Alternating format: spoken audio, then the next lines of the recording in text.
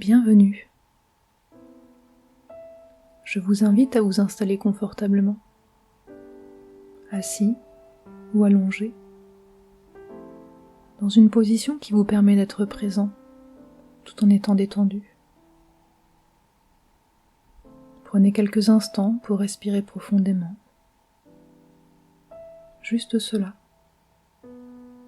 Inspirez et expirez profondément. Vous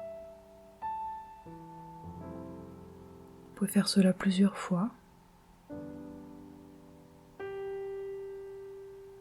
Ressentez les endroits du corps qui se détendent à chaque expiration. Prenez le temps d'observer votre corps. Simplement être là pour soi, en observant les pieds, leur poids, les jambes et les points de contact avec le support sur lequel vous êtes installé, les fessiers, le dos, les endroits de détente ou les endroits un petit peu moins détendus. Prendre conscience des vêtements sur la peau. Observez les bras, les mains, la sensation du tissu sur la peau. Ressentez la nuque, la tête, et revenez au ventre, à la cage thoracique, à ce mouvement tout à fait naturel de va-et-vient de la respiration, tel le ressac de la mer. Et c'est un peu comme un escalier où à chaque marche, chaque expiration, simplement vous vous installez un petit peu plus à l'intérieur de vous-même. Vous pouvez aller vous laisser consciemment, pendant que l'inconscient travaille à un autre niveau.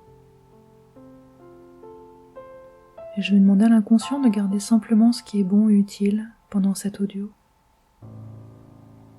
Vous n'avez rien à faire, rien à réussir. Juste être là, avec ce qui est.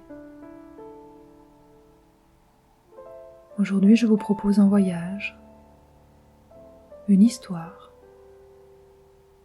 une plongée dans l'inconscient à la rencontre d'une idée que beaucoup redoutent, la mort.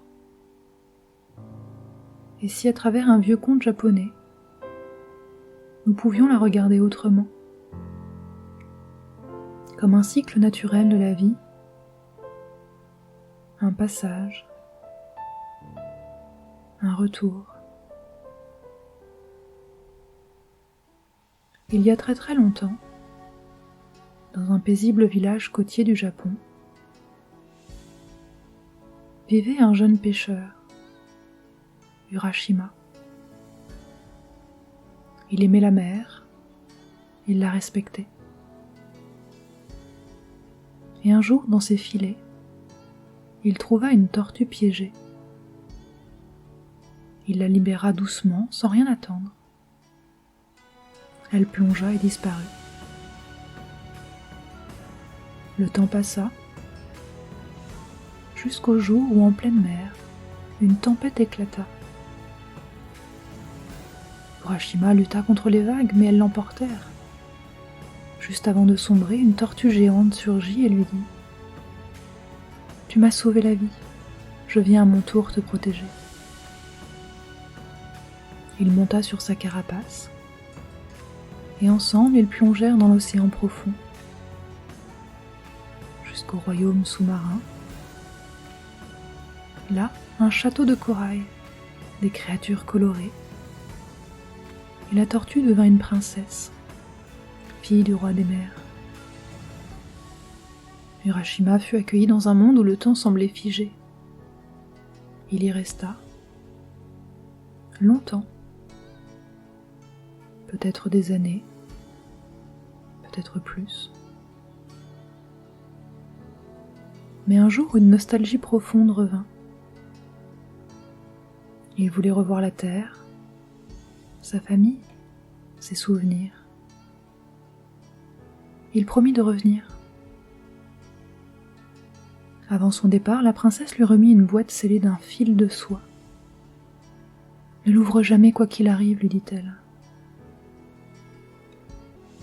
De retour sur le rivage, tout avait changé. Le village, les visages. Il ne reconnaissait plus rien. Et bientôt il comprit. Des siècles avaient passé. Il n'était plus d'ici. Pris de panique, il ouvrit la boîte. Une brume violette s'en échappa. Et dans l'instant, il vieillit.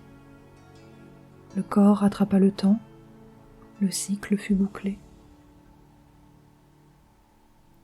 Et si la mort n'était pas une fin, mais un retour à l'essentiel, une reconnexion au grand mouvement de la vie? Notre esprit d'enfant, lui, a souvent été nourri de peur, d'interdits, de non-dits.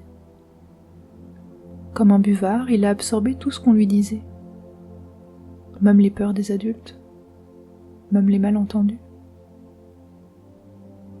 Et dans nos sociétés modernes, la mort reste souvent un tabou, un sujet évité, entouré de silence, d'inconfort, comme si le simple fait d'en parler pouvait la faire apparaître. Cela renforce parfois l'angoisse, l'évitement, et empêche une relation plus apaisée, plus naturelle avec ce passage inévitable. Ces impressions ont parfois créé des croyances limitantes, des réactions automatiques, une appréhension profonde face à la perte, à l'inconnu, à la mort. Mais aujourd'hui, vous en savez plus. Vous comprenez différemment, et votre inconscient, lui aussi, peut commencer à réorganiser tout cela. Prenez un instant pour laisser votre inconscient explorer ces moments du passé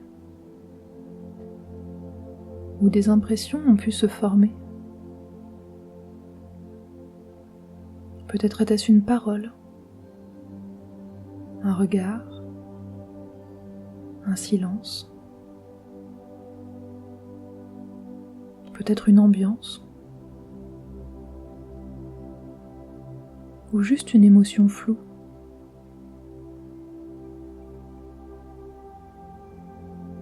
Et pendant que vous ne faites rien de particulier, l'inconscient, lui, peut réfléchir, identifier ce qui vous aurait été utile à ces moments-là, une ressource, une compréhension, un sentiment de sécurité, ou simplement l'accueil de qui vous étiez à ce moment-là. Laissez-le installer cela.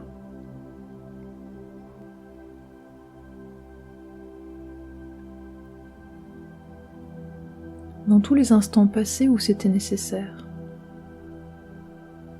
comme une mise à jour, comme si la version de vous d'aujourd'hui était celle que vous étiez. Vous n'avez rien à faire, juste laisser faire. Et peut-être qu'inconsciemment vous commencez déjà à ressentir quelque chose. Un changement subtil, une sensation nouvelle. Et comme Urashima, vous découvrez que le temps n'est qu'un passage. Que ce qui semblait figé peut se transformer.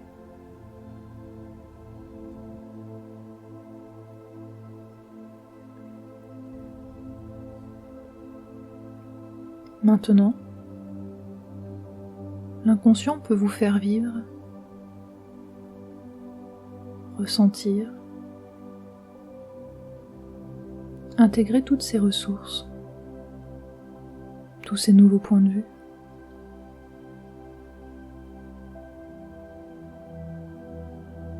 Et pendant que cela s'installe profondément, vous pouvez peut-être imaginer le futur. Un futur où vous avancez avec plus de sérénité, avec un regard apaisé sur la vie et sur la mort. Une mort qui fait partie du cycle, qui donne de la valeur à chaque instant, comme une respiration, une fin qui prépare un recommencement.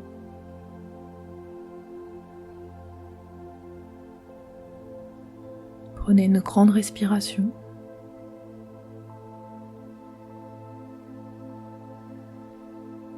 Laissez ce qui doit s'intégrer continuer de le faire,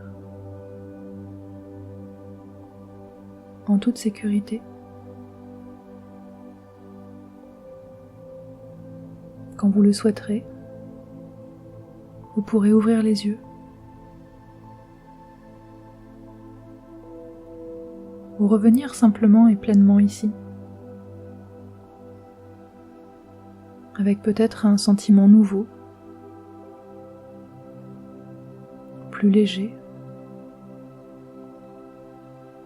plus vaste.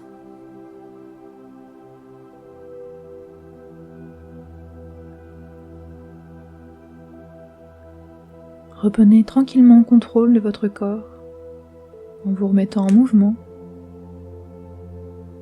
en vous étirant. Je vous remercie d'avoir voyagé avec moi et avec vous-même.